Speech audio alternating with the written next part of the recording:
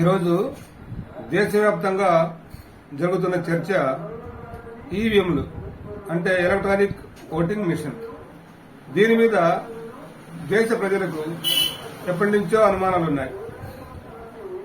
అయితే చాలా మంది ఈవీఎంని వ్యతిరేకించినప్పటికీ బ్యాలెట్ పత్రాలతోనే ఎన్నికలు నిర్వహించాలి అని ఎంతో మంది వ్యతిరేకించి పోరాటాలు చేసినప్పటికీ కూడా బీజేపీ ప్రభుత్వం ఆ ఎన్నికల కమిషన్ వాళ్లకు అనుకూలంగా ఉండి ఈవీఎంల ద్వారానే ఎన్నికలు జరిగేటట్టుగా చేస్తున్నారు.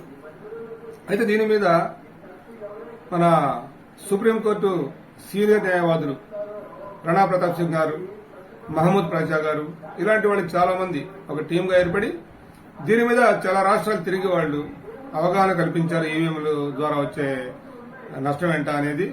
అయితే ఒకసారి రాణా ప్రతాప్ సింగ్ గారు మాట్లాడుతూ బ్యాలెట్ ద్వారా గనక ఎన్నికలు జరిగితే 40-50 సీట్ల కంటే ఎక్కువ రాదు బీజేపీకి, 40-50 ఎంపీ సీట్ల కంటే ఎక్కువ రాదు అని వారు చెప్తున్నారు. ఈ ఈవీఎంలు ఉన్నంత కాలం బీజేపీ అధికారంలోకి వస్తూ ఉంటది అని కూడా చెప్తున్నారు చాలా మంది సీనియర్లు, విశ్లేషకులు చెప్తున్నారు, మేధావులు. అయితే అయినప్పటికీ కూడా ఈవీఎంల ద్వారానే మన దేశంలో ఎన్నికలు జరుగుతూ ఉన్నాయి. అయితే ఇప్పుడు దీనికి ఆ ఈవీఎంలని అనుమానించాల్సి ఎందుకు వచ్చిందంటే ఇప్పుడు కొత్తగా మహారాష్ట్రలో మొన్న ఒక బీజేపీ ఎంపీ తాలూకు వాళ్ళ రిలేటివ్ ఒకతను సెల్ ఫోన్ ద్వారా ఓటీపీ అంటే ఆ ఈవీఎం ద్వారా ఓటీపీ సెల్ ఫోన్కి వచ్చిందని చెప్పి వీడియో రికార్డ్ అయ్యి అదంతా దేశవ్యాప్తంగా చర్చ జరుగుతూ ఉంది. దానికి తగ్గట్టు ఈ ఎలాన్ మస్క్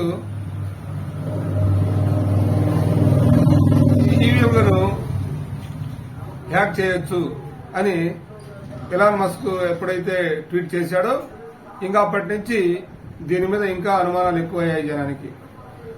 ముఖ్యంగా మన ఆంధ్రప్రదేశ్లో జగన్మోహన్ రెడ్డి గారు నాకు 11 సీట్లు రావటమే ఏంటి ఈవీఎంలు తేడా కాకపోతే అని ఆయన గట్టిగా అనలేకపోతున్నాడు ఈ మాట. ఎందుకంటే గతంలో ఆ మాట అన్నారనుకోండి, గతంలో నీకు 151 సీట్లు 2019లో వచ్చినప్పుడు అప్పుడు హ్యాక్ కాలేదా అంటారు ప్రజలు. అయితే అప్పుడు కూడా చంద్రబాబు నాయుడు గారు నేనేసిన ఓటు నాకే పడిందో లేదో నమ్మకం లేదు అని చెప్పి చంద్రబాబు నాయుడు గారు కూడా ఈ రోజు జగన్మోహన్ రెడ్డి గారు అయితే ఎలాగైతే దీని మీద అనుమానిస్తున్నారో ఈవీఎంలని చంద్రబాబు నాయుడు గారు 2019లో అనుమానించారు. అంటే అందరికీ అనుమానాలు ఉన్నాయి వాటి మీద. కాకపోతే అప్పుడు నువ్వు అట్లన్నావు కదా అని ఇప్పుడు నువ్వు ఇట్లన్నావు కదా అని ఆయన ఇట్లా ఒకరి మీద ఒకటి చెప్పుకోవడం తప్ప ప్రతి వాళ్ళకి ఈవీఎంల మీద అనుమానాలు ఉన్నాయి. ఈ అనుమానాలను నివృత్తి చేయాల్సిన బాధ్యత కేంద్ర ఎన్నికల కమిషన్కి ఉంది.